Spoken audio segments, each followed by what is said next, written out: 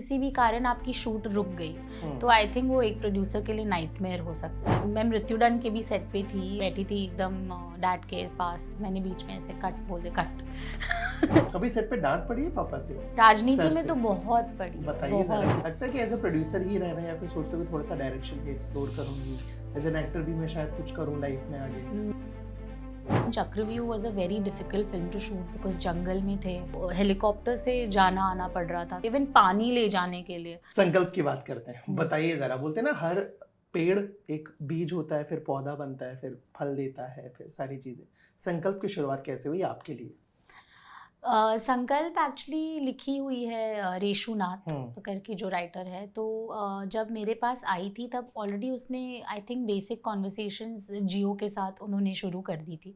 उसके बाद मैं रेशु से मिली हूँ और तब ये जब मैंने सुनी थी कहानी तो इनिशियली तो प्रकाश जी इसमें एज अ शो रनर जुड़े थे, he was not going to be directing it. But जब धीरे धीरे जैसे राइटिंग और ये सब चीज़ें आगे बढ़ रही थी तो फिर हम सबको एक पॉइंट पे ऐसा लगा कि सर को ही डायरेक्ट करना चाहिए, तो जियो को भी हमें भी सबको लगा, तो फिर हमने उनको बताया कि सर आई थिंक आप बेस्ट होंगे इसको डायरेक्ट करने के लिए, और वो मान गए। आप सर बोलती हैं पापा को? इन थर्ड पर्सन उनको जैसे अभी यहाँ लोग हैं तो इन थर्ड पर्सन मैं सर कहती हूँ, बट घर पे नहीं। समझा, ठीक है। बताइए, जब एज अ प्रोड्यूसर सेट पे जाते थे, मुलाकात होती थी, स्क्रिप्ट आपके पास आती थी, देखते थे, फीडबैक देते थे, और क्या कुछ रहता था एज अ प्रोड्यूसर? यही प्रोसेस होता था जो आपने कहा, जैसे राइटिंग से लेके शूट होने तक हर कदम पे इन्वॉल्वमेंट रहता है, और क्योंकि इसमें स्टूडियो पहले से जुड़ा था तो आई मीन उन स्क्रिप्ट्स स्टूडियोज़ के साथ भी शेयर की जाती है कभी, बिकॉज उनके अपने प्रोसेसेस होते हैं, SMP होता है, बहुत सारा होता है, तो कभी उनके तरफ से कुछ आ जाता था कि ये नहीं कह सकते, वो नहीं कह सकते, तो उस हिसाब से चेंजेस होती हैं और you have to comply to them and then finally shoot it.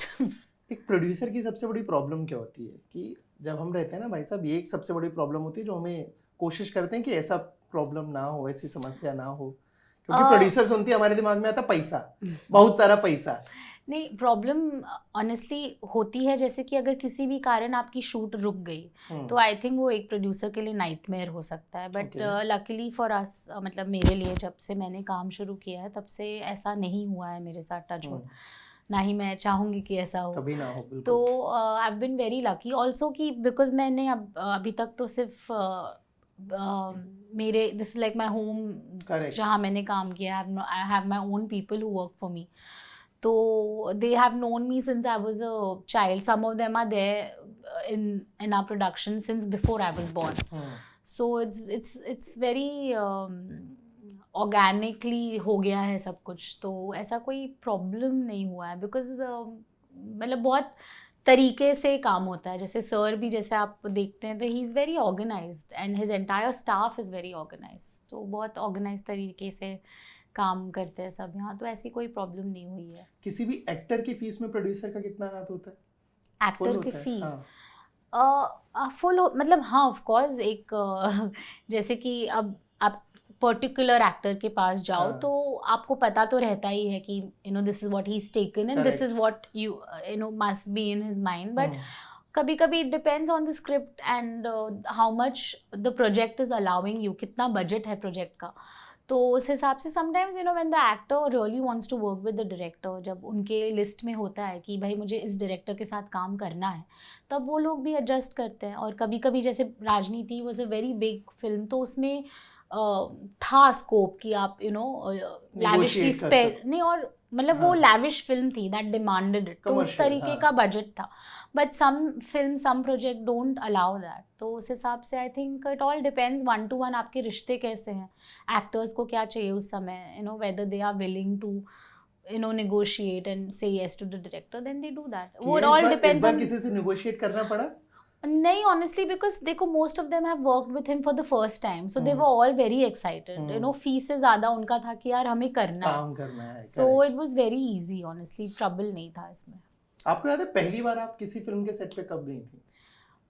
हाँ, मैं तो बचपन से देख, मैं मृत्युदंड के भी सेट पे थी, और बट ऑब्वियसली बहुत छोटी थी। हाँ, मैं वही बोल रहा हूँ जो याद याद से। हो मुझे, मृत्युदंड हाँ। में भी याद है, मैं हाँ। काफ़ी थकी हुई थी, एंड लोग आई थिंक कि कोई अयूब खान का, आई थिंक वो बाइक ब्लास्ट वाला सीन था, and I was really tired.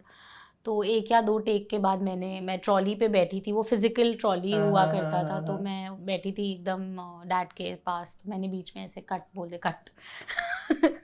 So but या तो सेट पे तो मैं रही हूँ बहुत, हाँ। और आई मीन गंगाजल अपहरण में भी थी, बट मेरे तब बोर्ड्स चल रहे थे, गंगाजल में मेरे 10th के बोर्ड्स चल रहे थे, और अपहरण में 12th के बोर्ड्स चल रहे थे, तो मैं ज़्यादा नहीं थी।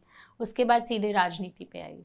कभी सेट पे डांट पड़ी है पापा से? राजनीति सर में से? तो बहुत पड़ी है, बताइए जरा बहुत। किस्सा। अभी 15 साल हो गए, बट आई रिमेम्बर बीइंग आपको येल्ड। मृत्युदंड याद है? मृत्युदंड राजनीति याद है? मृत्युदंड याद है, बिकॉज वो आई वाज अ चाइल्ड, तो वो मेमोरी है। ठीक है। राजनीति तो इतना काम में ध्यान हम्म। होता था, बट हाँ मतलब जिस डिपार्टमेंट में मैं थी, कॉस्ट्यूम में, और हम्म। कॉस्ट्यूम में हमें हमेशा मतलब राजनीति से लेके आरक्षण हो गया, चक्रव्यूह हो गया, सत्य, सारे ही फिल्मों में उस डिपार्टमेंट को हमेशा डांट पड़ी है। तो आई थिंक कि नसीर सर के एजिंग के लिए पड़ती थी काफ़ी, यू नो, बिकॉज उनका जो लुक था जिस तरीके का था, तो हमें उनके कपड़े बहुत एज करने, जैसे चाय के पानी में डाल के पुराना दिखाना होता है, तो वो क्या कहते हैं उसको, सैंड पेपर से हम हाँ। रगड़ते थे, तो उन सब के लिए काफ़ी डांट पड़ती थी अगर सही एजिंग नहीं हुआ होता था तो। मुझे बतौर प्रोड्यूसर आपकी कोई एक सबसे बड़ी जुगाड़ बताओ, जैसे अभी आपने बताया ना कपड़े वाली चीज, कि ऐसे करके हम कपड़े को पुराना करके दिखा रहे हैं। वो this is a very, actually हमारे लिए नई मेरी चीज है ये। मेरी डिज़ाइनर है एक्चुअली बाहर, वो बेटर, मतलब वो मैं डिपार्टमेंट की बात कर रही हूँ, बट वो इट्स नॉट माय, जैसे ये सब मैंने भी सीखा है, क्योंकि लाइक उन लोग जैसे डिज़ाइनर को पता था कि this is what they do, तो वो मेरे लिए भी, मुझे भी फर्स्ट टाइम ही पता चला था। एज अ प्रोड्यूसर जुगाड़, जैसे मैंने कहा कि यहाँ पे जैसे प्रकाश झा प्रोडक्शन में इतना सब ऑर्गेनाइज रहता था कि जुगाड़ वाला कुछ ये नहीं, बट हाँ जैसे लगता था कि यार ये शायद कम हो रहा है, या ये ऐसा है, तो इंस्टेंट की कुछ तरीका ऐसे ले आओ ताकि प्रॉब्लम ना हो, या कुछ ज़्यादा मेसअप ना हो। तो we are always on our toes to see कि प्रॉब्लम नहीं हो या मेसअप नहीं हो, तो उसके लिए कुछ ना कुछ बिहाइंड द सीन्स चलता रहता है। मुझे ना मैं आपसे बात कर रहा हूँ, मेरे को पता नहीं क्यों शाहरुख खान का एक पुराना इंटरव्यू याद आया, जहाँ पे वो बता रहे थे कि अब्राहम को लगता था कि दुनिया का हर बाप जो है वो सेलिब्रिटी है, कि हर बाप के घर के आगे लोग ऐसे खड़े हो जाते हैं, बातचीत करते हैं, और स्टारडम मिलता है, फोटोज खिंचवाते हैं। आपको ये कब रियलाइज हो कि ओ Prakash Jha is a celebrity? हाँ, भाई घर का ही हो तो।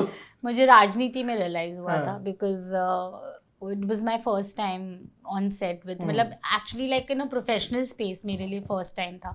उसके पहले जैसे मैं set पे आती थी तो it was just like मस्ती and घर जाओ, बट जब राजनीति में मैंने काम शुरू किया तो बहुत लोग होते थे, इतना 5,000 10,000 क्राउड था वहाँ।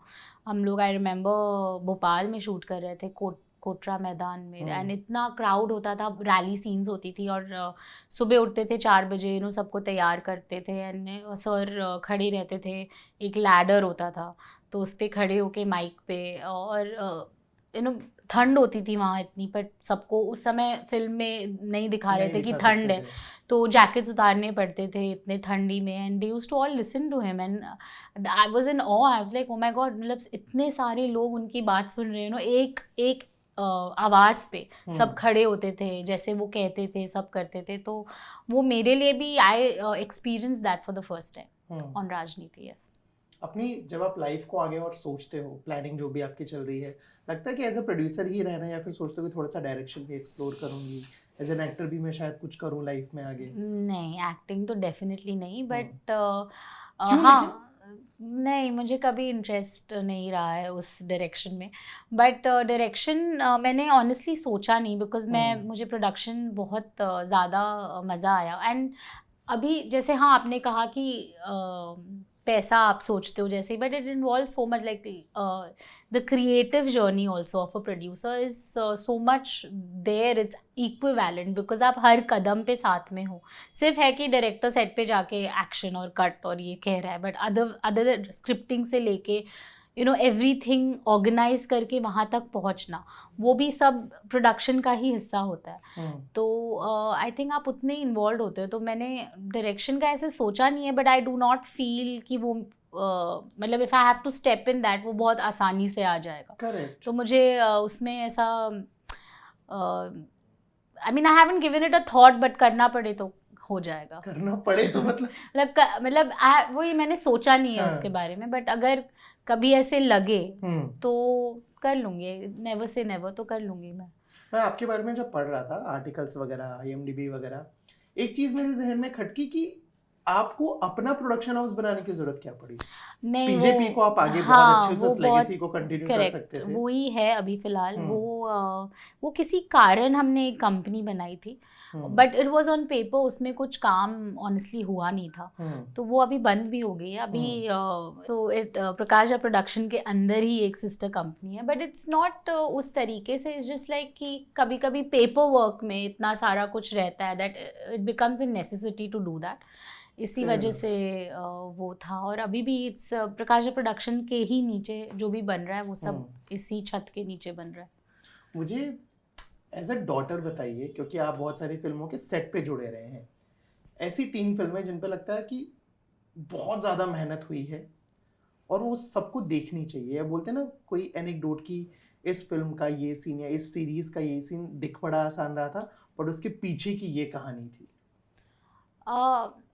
3 तो शायद नहीं, बट आई थिंक राजनीति एंड चक्रव्यूह is what I would say, जिसमें मैं थी, सामने थी, और मैंने बहुत it was very, both the shoots were very difficult honestly. Even Chakravyuh was a very difficult film to shoot because जंगल में थे और locations उसके इतने थे। There was an entire sequence जहाँ पे most of the unit had to go walk के बाद ऑल्सो हेलीकॉप्टर से जाना आना पड़ रहा था, तो बहुत ही ज़्यादा वो टफ़, इवन पानी ले जाने के लिए, सो वो बहुत टफ़ शूट रहा है, बिकॉज इतना आप हर एक इक्विपमेंट कैरी करो, लेके जाओ, तो वो एक एग्जॉस्टिंग शूट था चक्रव्यूह। ओके, एंड क्या कुछ और आने वाला है आपकी तरफ से अपकमिंग प्रोजेक्ट्स? हाँ बिल्कुल, राजनीति 2 is going to happen. Ashram is going to happen. Okay. And other than that, production wise, there's a show we are doing for Doordarshan. For Doordarshan? Yes. Okay. And there are other couple of movies that we are that they are in the pipeline, but I won't be able to say much about it. राजनीति 2 की cast कुछ हुआ है final? नहीं, अभी किसी से बात चल रही है? स्क्रिप्ट या रेडी है? नहीं, अभी लिखी जा रही है। Okay. बन रही है ये कंफर्म मैं कर सकती हूँ, बट लिखी जा रही है। स्टारकास्ट पे कहना अभी बहुत ही ज़्यादा जल्दी होगा। वेट करेंगे उस टाइम का भी, तब दोबारा आपको हम पकड़ेंगे, बात करेंगे। बिल्कुल। चलिए, thank you so much Disha for द बातचीत, all the very best for Sankalp. Thank you. I really wish कि जब इसकी सक्सेस एंजॉय करेंगे तब हम दोबारा बात करेंगे। Thank you so much.